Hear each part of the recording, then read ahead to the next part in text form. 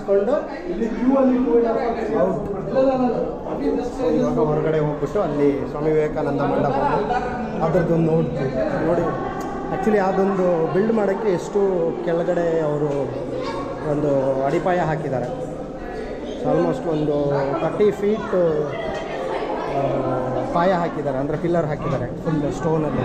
So stone ಕಾರ್ವಿಂಗಲ್ಲೇ ಮಾಡಿರೋದ್ರಿಂದ ಅದನ್ನು full ಕೆಳಗಡೆಯಿಂದ ಎತ್ಕೋಬೇಕಪ್ಪ. ಸೊ ಅದಕ್ಕೆ ಆಲ್ಮೋಸ್ಟ್ ಒಂದು 30-40 ಫೀಟ್ ಕೆಳಗಡೆಯಿಂದ ಅದನ್ನು ಪಿಲ್ಲರ್ಸ್ಗಳು ಹಾಕೊಂಡು ಬಂದು ಮೇಲ್ಗಡೆ ಸ್ಟ್ಯಾಚುನ ಕನ್ಸ್ಟ್ರಕ್ಟ್ ಮಾಡೋದು.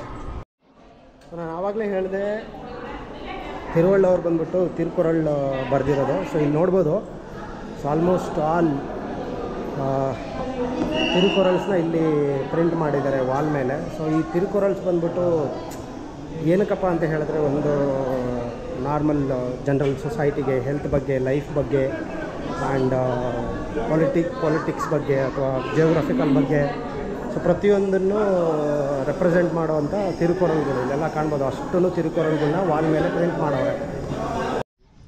ಸೊ ಆ್ಯಕ್ಚುಲಿ ವೈಟು ಸನ್ಲೈಟ್ ಅಥವಾ ಸನ್ ಹೀಟ್ನ ರೆಸಿಸ್ಟ್ ಮಾಡ್ತಾರೆ ಅಂತ ಹೇಳ್ತಾರಲ್ಲ. ಸೊ ಇದು ಒಂದು ಪ್ರಾಕ್ಟಿಕಲ್ ಎಕ್ಸಾಂಪಲ್. ಇಲ್ಲಿ ನಾನು ಹೋಗ್ತಾ ಇರೋದು ವೈಟ್ ಟೈಲ್ಸ್ ಮೇಲೆ. ಸೊ ಇಲ್ಲಿ ಕಾಣ್ಬೋದು ನೀವು. ಸೊ ಒಂದು ಸ್ವಲ್ಪ ಪಿನ್ನಷ್ಟು ನನಗೆ ಹೀಟು ಸೆನ್ಸ್ ಆಗ್ತಾಯಿಲ್ಲ. ಸೊ ಅದೇ ಇವಾಗ ನನ್ನ ಪಕ್ಕದ ಟೈಲ್ಸ್ ಮೇಲೆ ಹೋದರೆ ಹೀಟ್ ಹೊಡೆಯುತ್ತೆ ಸಿಕ್ಕಾಬಟ್ಟೆ. ಸೊ ವೈಟು ಸಣ್ಣ ರೆಜಿಸ್ಟ್ ಮಾಡುತ್ತೆ ಅನ್ನೋಕ್ಕೆ ಇದೇ ಪ್ರಾಕ್ಟಿಕಲ್ ಎಕ್ಸಾಂಪಲ್. ಸರಿ ಕಾಣ್ತಿದೆಯಲ್ಲ, ಇದು ಸ್ವಾಮಿ ವಿವೇಕಾನಂದ ಮೆಮೋರಿಯಲ್ಲು. ಸೊ ಎದುರುಗಡೆ ಅಲ್ಲೊಂದಿದೆ, ಇಲ್ಲೊಂದಿದೆ ಮಂಟಪ. ನೋಡೋಣ ಎರಡು ಕಡೆ ಹೋಗೋಣ ಏನಿರುತ್ತೆ ಅಂತ. ಆ್ಯಕ್ಚುಲಿ ಇಲ್ಲಿ ಈ ಮಂಟಪನ ಒಂದು ಬಿಲ್ಡ್ ಮಾಡೋಕ್ಕೆ ಒಂದು ರೀಸನ್ ಇದೆ. ಸೊ ಸ್ವಾಮಿ ವಿವೇಕಾನಂದ ಅವರು 1970ಯಲ್ಲಿ ಅಂದರೆ ಈ ಮಂಟಪನ ಆ್ಯಕ್ಚುಲಿ ಕಟ್ಟಿದ್ದು. ಸ್ವಾಮಿ ವಿವೇಕಾನಂದರಲ್ಲಿ ವಿಸಿಟ್ ಮಾಡಿದಾಗ ಅವ್ರು ಹೇಳಿದಂತೆ ಇದೊಂದು ಡಿವೈನ್ ಪ್ಲೇಸು, ಇಲ್ಲೊಂದು ಮಂಟಪ ಇರಬೇಕು ಅಂದಾಗ ಇಲ್ಲಿ 1917ನಲ್ಲಿ ಈ ಒಂದು ಮಂಟಪನ ಕನ್ಸ್ಟ್ರಕ್ಟ್ ಮಾಡೋರೆ.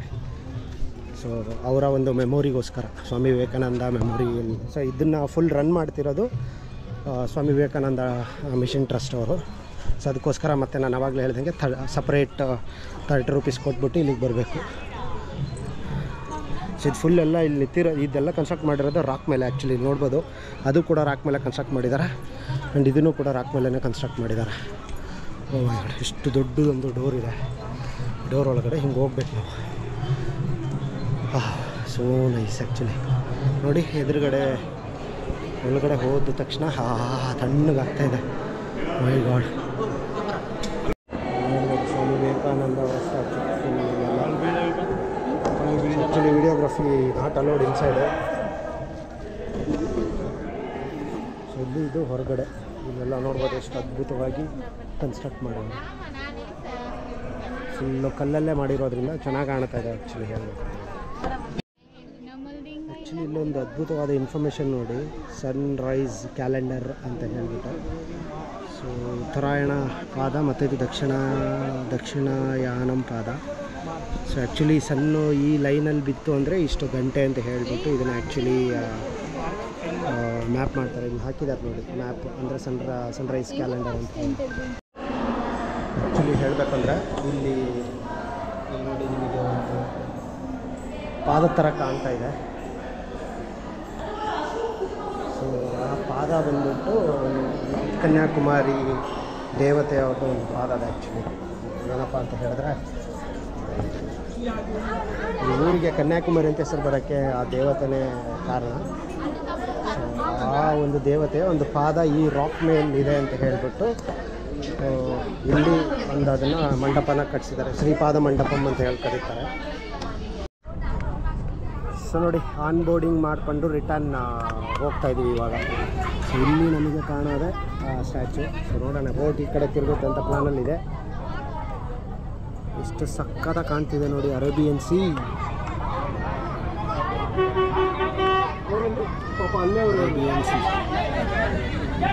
Super Arabian C.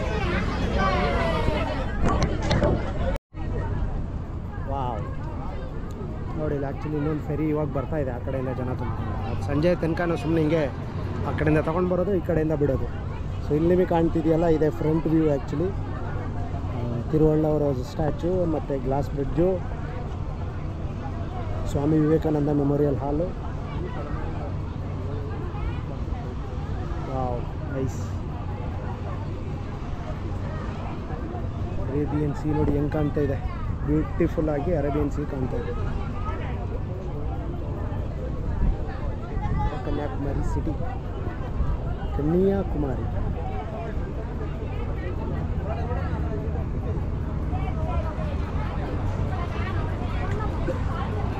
ಆ್ಯಕ್ಚುಲಿ ಬ್ರಿಟಿಷರು ಈ ಕನ್ಯಾಕುಮಾರಿನ ಕೇಪ್ ಕಾಮೋರಿನ್ ಅಂತ ಹೇಳ್ಬಿಟ್ಟು ಕರೀತಾಯಿದ್ರು, ಬಟ್ ಇದು ಹಿಂದೂ ಮೈಥಾಲಜಿ ಪ್ರಕಾರ ಇದು ಕನ್ಯಾಕುಮಾರಿ. ಸೊ ಏನಕ್ಕಪ್ಪ ಅಂತ ಹೇಳಿದ್ರೆ ಪಾರ್ವತಿ ಒಂದು ಅವತಾರ, ಅದು ಅವರು ಮದುವೆ ಆಗಿಲ್ಲ, ಸೊ ಕನ್ಯಾಗೆ ಉಳ್ಕೊಂಡ್ರು, ಅದಕ್ಕೋಸ್ಕರ ಈ ಒಂದು ಪ್ಲೇಸ್ನ ಕನ್ಯಾಕುಮಾರಿ ಅಂತ ಹೇಳ್ಬಿಟ್ಟು ಕರೀತಾರೆ. ಆ್ಯಕ್ಚುಲಿ ಬೋಟ್ ಇನ್ನೂ ಸ್ಟಾರ್ಟ್ ಆಗಿಲ್ಲ, ಬರೋ ವೇವ್ಸ್ ಇದರಲ್ಲೇ ಫ್ಲೋ ಆಗ್ತಿದೆ ಲೈಟಾಗಿ ನೋಡಿ. Beautiful view of Thiruvalluvar statue. So ಅಲ್ಲಿ ನಮಗೆ ಭಗವತಿ ಅಮ್ಮನ್ ಟೆಂಪಲ್ ಅಂತ ಹೇಳ್ಬಿಟ್ಟು ಇದೆ ಒಂದು. ಸೊ ಅದೇ ಟೆಂಪಲ್ ಆ್ಯಕ್ಚುಲಿ ಅಂದರೆ ಗಾಡೆಸ್ ಪಾರ್ವತಿ ಅವತಾರ. ಆ್ಯಕ್ಚುಲಿ ನಾನು ಹೇಳಿದ್ನಲ್ಲ, ಕನ್ಯಾಕುಮಾರಿಗೆ ಹೆಸರು ಬರೋಕ್ಕೆ ಕಾರಣ ಒಂದು ರೀಸನ್ ಇದೆ. ಏನಪ್ಪ ಅಂತ ಹೇಳಿದ್ರೆ, ಒಬ್ಬ ರಾಕ್ಷಸ ಇರ್ತಾನೆ, ಅವನು ಲೈಕ್ ಒಂದು ವರ ಪಡೆದಿರ್ತಾನೆ, ಏನು ಅಂದರೆ ನನ್ನ ಯಾರ ಕೈಯಿಂದಲೂ ಸಾಯಬಾರ್ದು, ಇನ್ ಕೇಸ್ ಸತ್ತರೆ ಅಂದರೆ ನನ್ನನ್ನು ಯಾರಾದರೂ ಸಾಯಿಸಿದರೆ ಅವರು ಬಂದುಬಿಟ್ಟು ಕನ್ಯೆಯಾಗೇ ಇರಬೇಕು, ಅಂಥವರಿಂದ ಮಾತ್ರ ನನ್ನನ್ನು ಸಂಹಾರ ಆಗಬೇಕು ಅಂತ ಹೇಳ್ಬಿಟ್ಟು ಒಂದು ವರ ಪಡೆದಿರ್ತಾನೆ. ಸೊ ಅವನು ಆಮೇಲೆ ವರ ಪಡೆದಾದ್ಮೇಲೆ ಫುಲ್ಲು ದೇವರಿಗೆಲ್ಲ ದೊಡ್ಡ ಹಿಂಸೆ ಕೊಡ್ತಿರ್ತಾನೆ. ಸೊ ಅದಕ್ಕೋಸ್ಕರ ಪಾರ್ವತಿ ಅವರು ಜನ್ಮ ತಾಳ್ತಾರೆ ಅವನ್ನ ಸಾಯಿಸೋಕ್ಕೋಸ್ಕರ. ಸೊ ಪಾರ್ವತಿ ಬಂದ್ಬಿಟ್ಟು ಶಿವನ ಪತ್ನಿ. ಸೊ ಶಿವನ ಮದುವೆ ಆಗಬೇಕು ಅಂತ ಹೇಳ್ಬಿಟ್ಟು ಅವರಿಗೆ ತುಂಬ ಒಂದು ಆಸೆ ಇರುತ್ತೆ. ಸೊ ಅದಕ್ಕೆ ಆ್ಯಕ್ಚುಲಿ ಶಿವ ಒಂದು ಪ್ರಾಮಿಸ್ ಮಾಡ್ತಾನೆ, ನೀನು ಬೆಳಗ್ಗೆ 4 ಗಂಟೆಗೆ ಬಂದುಬಿಟ್ಟು ನನ್ನನ್ನು ನೋಡು, ಮದುವೆ ಆಗ್ತೀನಿ ಅಂತ ಹೇಳ್ಬಿಟ್ಟು. ಸೊ ಆ್ಯಕ್ಚುಲಿ ಪಾರ್ವತಿ ರೀಬಾರ್ನ್ ಆಗಿದ್ದು ಭಗವತಿ ಅಮ್ಮನ ಥರ ಅಥವಾ ಮೂಗುತಿ ಅಮ್ಮನ್ ಅಂತ ಹೇಳ್ಬಿಟ್ಟು ತಮಿಳ್ನಾಡವ್ರು ಕರೀತಾರೆ, ಭಗವತಿ ಅಮ್ಮನವ್ರು ಕೇರಳದವ್ರು ಕರೀತಾರೆ. ಸೊ ಅವ್ರು ರೀಬಾರ್ನ್ ಆಗಿದ್ದೆ ಆ ರಾಕ್ಷಸನ ಸಂಹಾರ ಮಾಡೋಕ್ಕೆ. ಸೊ ಈಗ ಮದುವೆ ಆಗಿಬಿಟ್ರೆ ಆ ರಾಕ್ಷಸ ಸಂಹಾರ ಮಾಡೋಕ್ಕಾಗಲ್ಲ ಅಂತ ಹೇಳ್ಬಿಟ್ಟು ನಾರಾಯಣ ಬಂದುಬಿಟ್ಟು ಬೆಳಗ್ಗೆ ಅರ್ಲಿ ಮಾರ್ನಿಂಗ್ 4 o'clockಗೆ ಎದ್ಬಿಟ್ಟು ಕೋಳಿ ಥರ ಆಗಿ ಕೂಗ್ಬಿಡ್ತಾನೆ. ಅವರು ಶಿವ ಹೇಳಿರ್ತಾರೆ ಬಿಫೋರ್ ಕೋಳಿ ಕೂಗ್ಲಿಕ್ಕಿಂತ ಮುಂಚೆ ಬಂದುಬಿಟ್ಟು ನನ್ನನ್ನು ಮದುವೆ ಆಗು ಅಂತ ಹೇಳ್ಬಿಟ್ಟು. ಬಟ್ ಅದು ಪ್ರಾಮಿಸ್ ಬ್ರೇಕ್ ಆಗಿದ್ದೆ ಅಂತ ಹೇಳಿ ಒಂದೇ ಒಂದು ಕಾರಣಕ್ಕೋಸ್ಕರ ಪಾರ್ವತಿಯವರು ಫುಲ್ಲು ಕೋಪ ಪಟ್ಕೊಂಡು ರಾಕ್ಷಸನ ಹೋಗ್ಬಿಟ್ಟು ಸಂಹಾರ ಮಾಡ್ತಾರೆ. ಸೊ ಆ ಒಂದು ರೀಸನ್ಗೋಸ್ಕರ ಈ ಪ್ಲೇಸ್ನ ಕನ್ಯಾಕುಮಾರಿ ಅಂದರೆ ಈ ಪ್ಲೇಸಲ್ಲೇ ಬಂದುಬಿಟ್ಟು ಅವರು ಸಂಹಾರ ಮಾಡ್ತಾರೆ ರಾಕ್ಷಸನ. ಸೊ ಅದಕ್ಕೆ ಈ ಪ್ಲೇಸ್ನ ಕನ್ಯಾಕುಮಾರಿ ಅಂತ ಹೇಳ್ಬಿಟ್ಟು ಕರೀತಾರೆ. ಸೊ ಅದಾದಮೇಲೆ ಅವರು ಮದುವೆ ಆಗಲ್ಲ, ಹಾಗೆ ಕನ್ಯಾಗೆ ಉಳಿತಾರೆ. ಅದೇ ಭಗವತಿ ಅಮ್ಮನ್ ಅಥವಾ ಮೂಗುತಿ ಅಮ್ಮನ್ ಅಂತ ಹೇಳ್ಬಿಟ್ಟು ಇಲ್ಲಿ ನೆಲೆಸ್ತಾರೆ ಅವರು. ಸೊ ಅದೇ ಈ ಒಂದು ಹಿಂದೂ ಹಿಸ್ಟ್ರಿ ಈ ಊರಿಗೆ ಹೆಸರು ಬರೋಕ್ಕೆ ಕಾರಣ. ಆ್ಯಂಡ್ ಇನ್ನೊಂದು ಏನಪ್ಪ ಅಂತ ಹೇಳಿದ್ರೆ, ಇಲ್ಲಿ ನೀವು ನೋಡ್ತಿರ್ಬೋದಲ್ಲ, ಆ್ಯಕ್ಚುಲಿ ನಾನು ಆವಾಗಲೂ ಹೇಳ್ದಂಗೆ 3 ಸೀ ಬಂದುಬಿಟ್ಟು ಜಾಯ್ನ್ ಆಗುತ್ತೆ. ಒಂದು bay of Bengal, Arabian sea ಮತ್ತು ಹಿಂದೂ ಮಹಾಸಾಗರ್. ಸೊ ಇಂಡಿಯನ್ ಓಷನ್ ಅಂತ ಏನಿದೆಯಲ್ಲ, ಇದು ಬಂದುಬಿಟ್ಟು ಆ್ಯಕ್ಚುಲಿ ಆಸ್ಟ್ರೇಲಿಯಾದಿಂದ ಸ್ಟಾರ್ಟ್ ಆಗುತ್ತೆ. ಪರ್ತಿಂದ ಸ್ಟಾರ್ಟ್ ಆಗಿಬಿಟ್ಟು ದಕ್ಷಿಣ ಆಫ್ರಿಕಾ ಕೇಪ್ ಟೌನ್ ತನಕನೂ ಹೋಗುತ್ತೆ ಇಂಡಿಯನ್ ಓಷನ್ನು. ಸೊ ಇದೊಂದೇ ಪಾಯಿಂಟು ಆ್ಯಕ್ಚುಲಿ ನಮ್ಮ ಇಂಡಿಯನ್ಸ್ಗೆ ಅಂದರೆ ಇಂಡಿಯನ್ ಲ್ಯಾಂಡ್ಗೆ ಇಂಡಿಯನ್ ಓಷನ್ನು ಆ್ಯಕ್ಸಸ್ ಇರೋದು. ಅದು ಬಿಟ್ಟರೆ ಅಂಡಮಾನ್ ಅಲ್ಲಲ್ಲಿದೆ, ಬಟ್ ಅದು ಇಟ್ ಈಸ್ ನಾಟ್ ಲೈಕ್ ಹೆಂಗೆ ಅಂದರೆ ಅದು ಇಂಡಿಯನ್ ಲ್ಯಾಂಡ್ ಅಂತ ಹೇಳ್ಬಿಟ್ಟು ಅದನ್ನು ಕನ್ಸಿಡರ್ ಮಾಡಲ್ಲ, ಇಟ್ಸ್ ಎ ಸಪ್ರೇಟ್ ಇದು ಅಂತ ಹೇಳಿ ಕನ್ಸಿಡರ್ ಮಾಡ್ತಾರೆ. ಇದು ಒಂದೇ ಪ್ಲೇಸಲ್ಲಿ ಆ್ಯಕ್ಚುಲಿ ಇಂಡಿಯನ್ ಓಷನ್ನ ಆ್ಯಕ್ಸಸ್ ಇರುತ್ತೆ ಇಂಡಿಯನ್ಸಿಗೆ, ಇಂಡಿಯನ್ ಲ್ಯಾಂಡ್ ಪೀಪಲ್ಗೆ ಅಂದರೆ ಇಂಡಿಯನ್ ಪೀಪಲ್ವರಿಗೆ ಅಥವಾ ಭಾರತೀಯರಿಗೆ. ಸೊ ಆ್ಯಂಡ್ ನಿಮಗೆ ಅಲ್ಲೊಂದು ಟೆಂಪಲ್ ಕಾಣ್ತಿದೆಯಲ್ಲ ಮಂಟಪ ಥರ, ಅದನ್ನು ಆ್ಯಕ್ಚುಲಿ ನಾನು ಆವಾಗಲೇ ಹೇಳ್ದಂಗೆ ಇದನ್ನು ತ್ರಿವೇಣಿ ಸಂಗಮ ಅಂತಲೇ ಹೇಳಿ ಕರೀತಾರೆ. ಆಲ್ 3 ಓಷನ್ಗಳು ಬಂದು ಜಾಯ್ನ್ ಆಗ್ತಿರೋದ್ರಿಂದ. So this is the beautiful history of Kanyakumari. So ನೋಡಿ ಹೇಗೆ ಕಾಣುತ್ತೆ ಈ ಒಂದು ವಿವೇಕಾನಂದ ಮೆಮೋರಿಯಲ್ ಸ್ಟ್ಯಾಚು ಮತ್ತು ಪೆರಿಯಾಳ್ ಸ್ಟ್ಯಾಚು.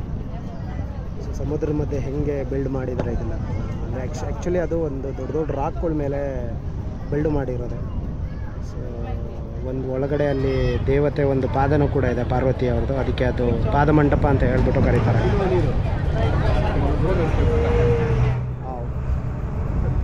ನೈಸ್ ಅಲ್ವಾ? ಇದು ಒಂದು ಇಂಡಿಯನ್ ಜಿಯೋಗ್ರಫಿ ಅಥವಾ Indian history, great Indian history ಅಂತಲೇ ಹೇಳ್ಬಿಟ್ಟು ಕರಿಬೋದು ಇದನ್ನು. ಸೊ ಆ್ಯಕ್ಚುಲಿ ಈ ಕಡೆ ಏನು ಕಾಣ್ತಾ ಇದೆಯಲ್ಲ ನಮಗೆ, ಈ ರೈಟ್ ಸೈಡು ಇದು ಬಂದ್ಬಿಟ್ಟು ಫುಲ್ಲು ವೆಸ್ಟ್ ಕೋಸ್ಟ್ ಅಂತ ಹೇಳಿ ಕರೀತಾರೆ. ಆ್ಯಂಡ್ ಅದೇ ರೀತಿ ನನ್ನ ಬೆನ್ನ ಹಿಂದ್ಗಡೆ ಇರುವಂಥದ್ದು ಅಂದರೆ ಈ ಕಡೆ ಲೆಫ್ಟ್ ಸೈಡ್ ಈ ಕಡೆ ಇರುವಂಥದ್ದು ಇದನ್ನು ಈಸ್ಟ್ ಕೋಸ್ಟ್ ಅಂತ ಹೇಳಿ ಕರೀತಾರೆ.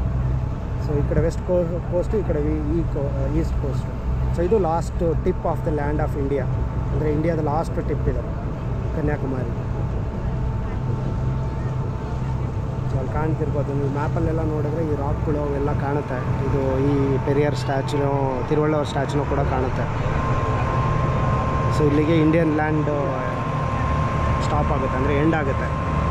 ಸೌತಿಂದ ಇದು ಸ್ಟಾರ್ಟಿಂಗ್ ಪಾಯಿಂಟು.